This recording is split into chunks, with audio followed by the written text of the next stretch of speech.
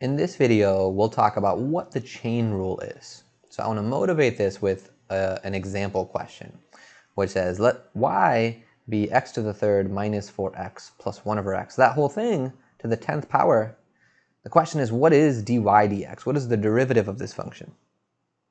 So currently, based off of what we currently know, if we needed to do this, we would need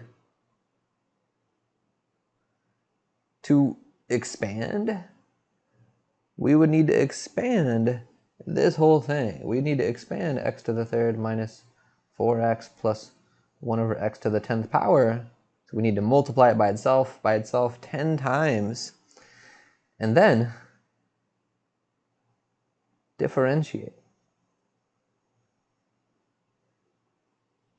Okay, so that process, having to expand this whole thing, this is super tedious. This is very tedious. It would take a really, really long time. So I'm going to put a sad face. Ideally, we would like to avoid that.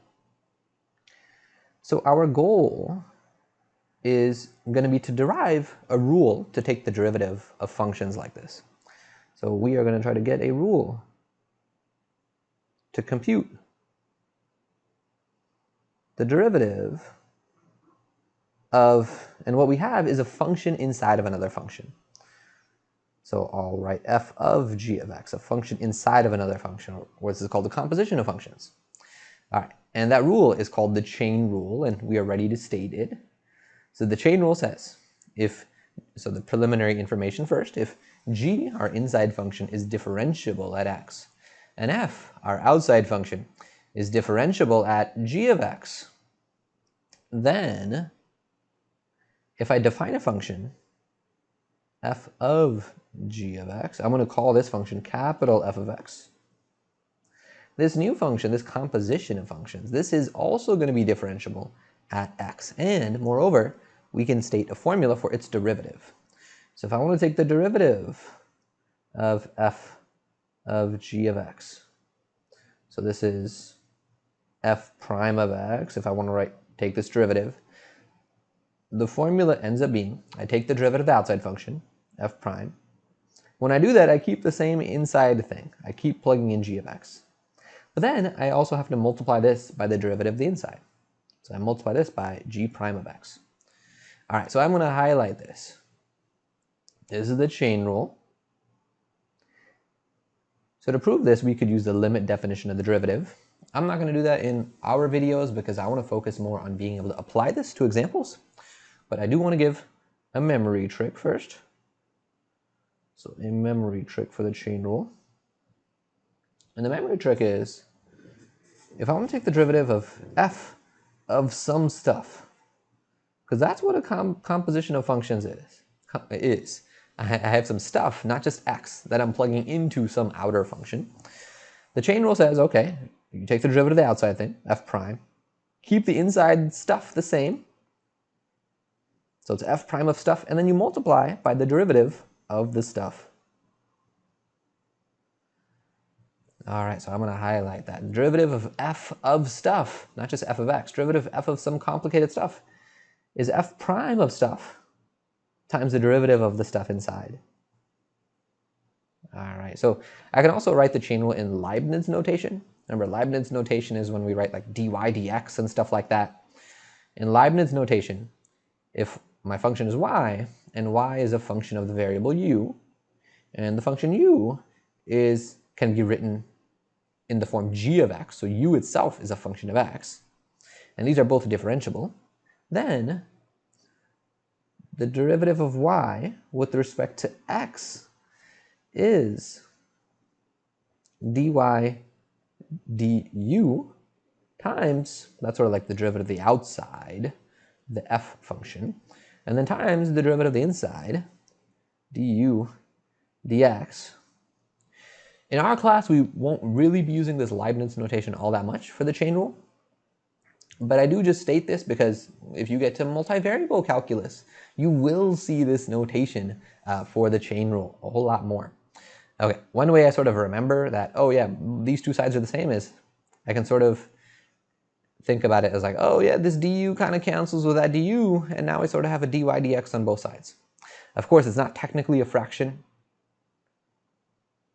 so I can't just like cancel like that, but it's just a little trick that I used to remember. Oh yeah, these two sides are the same. Okay, all right, let's look at an example. So let's go back to that motivating example. Let's use the chain rule to find this derivative. All right, so I first want to get into this a little bit slowly. This is our first chain rule example.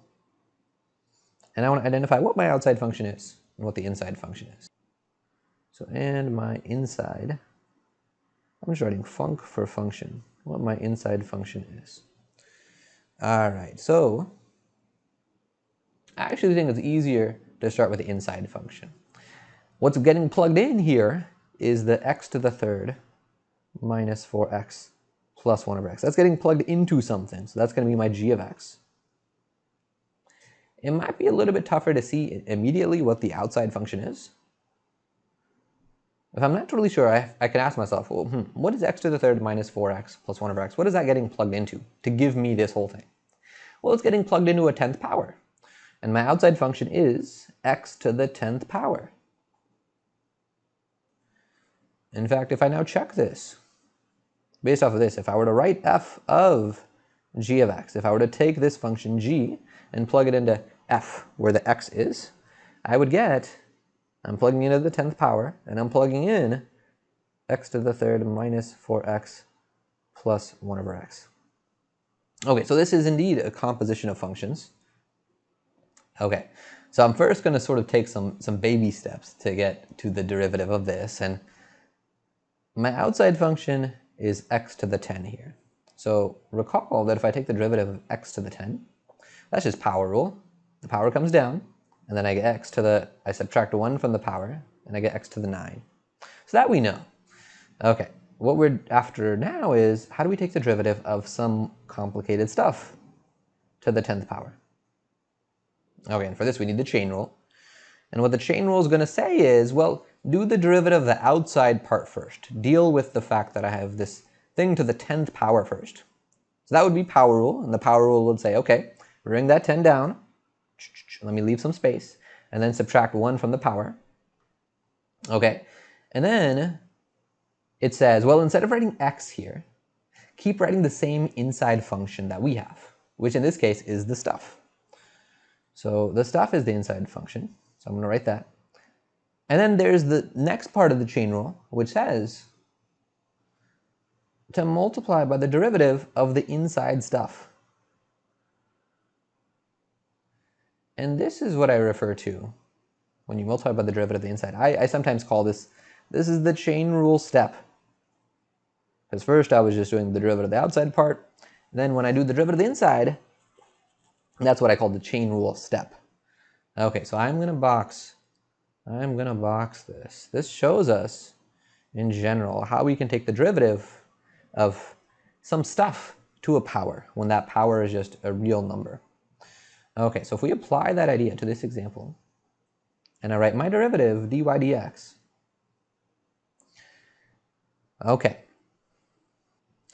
Well, first I take the derivative of the outside part. That's this power, so the power is going to come down. Okay, I'll leave a space, and then I subtract 1 from the power. Okay, so this is supposed to be like f prime, derivative of the outside, of g of x. So instead of writing x in here, I have to keep writing g of x, which is my inside function.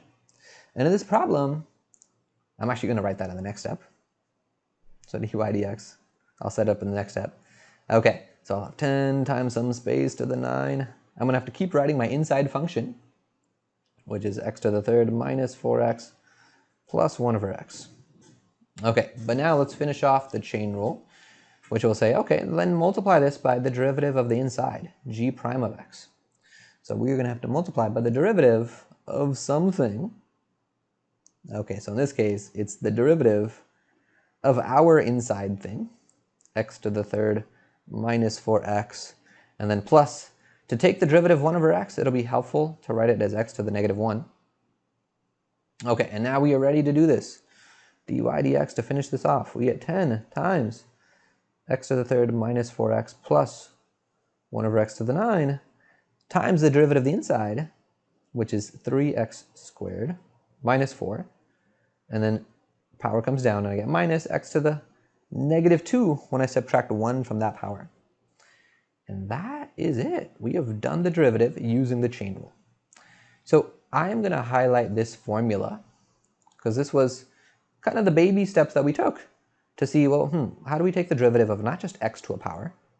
How do we take the derivative of some more complicated stuff to a power? Well, we do the chain rule in this way. So in terms of our goals for this section, we have introduced the chain rule for taking the derivative of a composition of functions. We will get a lot more practice with that in the remaining videos from this section, and as we learn other derivative techniques, we'll keep practicing the chain rule, because I think chain rule takes a little bit more practice to get comfortable with than the product and the quotient rule. So we'll see a bunch of practice problems with this.